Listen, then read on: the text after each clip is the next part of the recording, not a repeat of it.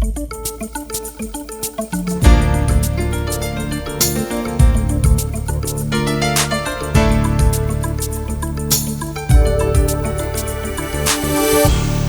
guest today is Superintendent Todd Bowling. Todd, welcome back once again to SuperChat. Hi, Gary. Great to be here as usual. Looking forward to it. Yeah, I always enjoy our conversations. I think stakeholders do receive benefit from hearing this information directly from you. Well, let me jump into something here. Governor DeWine hosted a press conference, or is about to. In that public conference, what are the updates you're expecting or have received regarding schools? It's been a little frustrating, to be honest with you, with the updates because they were scheduled 2 separate days last week, and we were told both times they would be moved till tomorrow. But we've heard a lot of things. They have been allowing BASA, which is our school administrative support system, in on the meetings, and some things have changed. I think the biggest thing that we know is going to come out of this is there will be a close connection and collaboration with our Hamilton County Health Department in terms of determining when we can be in school and when we can't. My hope is a 100% return, and I think we're going to be allowed to do that. But I think it'll come with some cautions and some guidelines you have to follow. I think most of it is going to be based on how are things going on in Hamilton County? How are things going on in your community? And so the collaboration with the Hamilton County Health Department is of the utmost importance. We are hearing that there will be a rating system where it's green light, ready to go, move full forward ahead. Or if cases start to rise, then take some extra safety precautions. And it could get to a point where it's a red light stop that we have to go back to remote learning.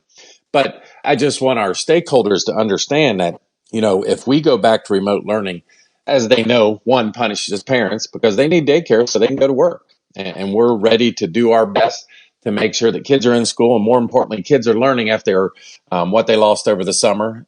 But 2, we have to provide options for them and make sure that we're ready for a full return, but we're also ready for remote learning. And that even means within the school day. So I think it's going to be something that lets school make decisions, but that's where we're headed, I believe. I think to a great extent, I'm not telling you anything you don't know. I think it is kind of a day-to-day, week-to-week kind of a thing. Well, as a school district, you are tasked with putting together a plan without really, as you pointed out, the benefit of having many specific guidelines.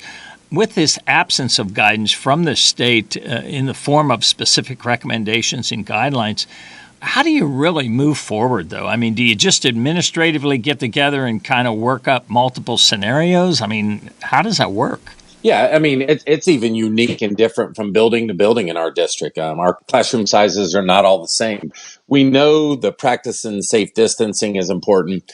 The safety of our staff is important. And our number one important piece is obviously the safety of our students. But we are working so that we are ready for whatever situation hits. So even a full-time return to school will consist of safety modifications, but also have the reality that if staff start to get COVID, or if, just like the flu goes around, that you have to monitor the number of cases and you have to figure a way to conduct school while all of this is going on. We don't think we'll have the same amount of subs that we've had in the future. So when we do come back full, and that is our goal, is that we might have to arrange our day in different ways so that we can cover the classes. Because again, parents need to go to work. They need to know their kids are going to school and learning. So we're ready to deal with that. But we have to sustain school on a daily basis. And there's going to be guidelines. I mean, your whole life you preach to your kids, it's important to be on time. It's important to be to school, have good attendance. And we're doing the same with our staff. But you put a little caveat in there that says, hey, check your temperature at night. Look for these symptoms of COVID. And if you have them, you need to stay home. So that's an important piece that will come into play on a daily basis. The safety protocols are of the utmost importance, how they enter a building, how we can continue to check temperatures. And some things some folks maybe haven't thought about is we need to have rooms where if a kid comes to school and has one of the symptoms developed, then they need to be isolated. So it's manning that, planning where that room's going to be, but really planning and making sure you're ready for what comes at you, because there will also always be issues with transportation, getting the kids picked up, staggered times. The main thing is we look at each situation, we collaborate with Hamilton County Health Department, and we get to school any way we can. And that's what we're trying to do. It's my understanding that you did use a survey distributed to parents, families. What kind of results did you get back, and was the response significant? Yes, we sent out several surveys to our staff and our parents. And it was pretty clear from the get-go there was only two choices they wanted, either a full return to school or we've been shut down and we have to go remote learning. A blended approach where you come 2 days, you're off 3 days, does not work for our parents. They need consistency. They need to make sure they know what their days are outlined. So we are offering two choices. Through the surveys, a lot of good information. As we look right now, 57% of our children represented in the responses have families that are in favor of returning to school full-time in the fall, as long as safety precautions are in place. 25.6 remain undecided. I think they're kind of waiting to see where the COVID numbers are, what's going on. And at this point, 17% would like to continue with the remote learning. So the numbers vary slightly by level, but they're fairly consistent, meaning levels like elementary, middle school, high school. And to give a perspective on the 17% of the total district enrollment represents about 1,500 students are looking at remote learning out of our 9,000. So we have to be ready to provide both. And we just have to be cautious that we're not casting opinions on people. They're doing what they think is best for their child. Our job as a school district is to provide the education they want and they need. So again, we are going to look at providing both. So even if we do a full return to school, we will still provide remote learning until parents feel it's safe for their kids to come back to school. So these are very important things. The survey was well received. It had to have some explaining as we go through. And again, it all depends on the guidelines that we get from the governor tomorrow. But we feel like a full return is going to be a number one option, and that we also have the option of doing remote learning for as long as a parent wants to. So I think both ways is going to work out. So we were very pleased with the survey results. Yeah, excellent. It's always good to have feedback like this. Sometimes it's a little surprising in ways, and I'm sure you discovered that in some aspects.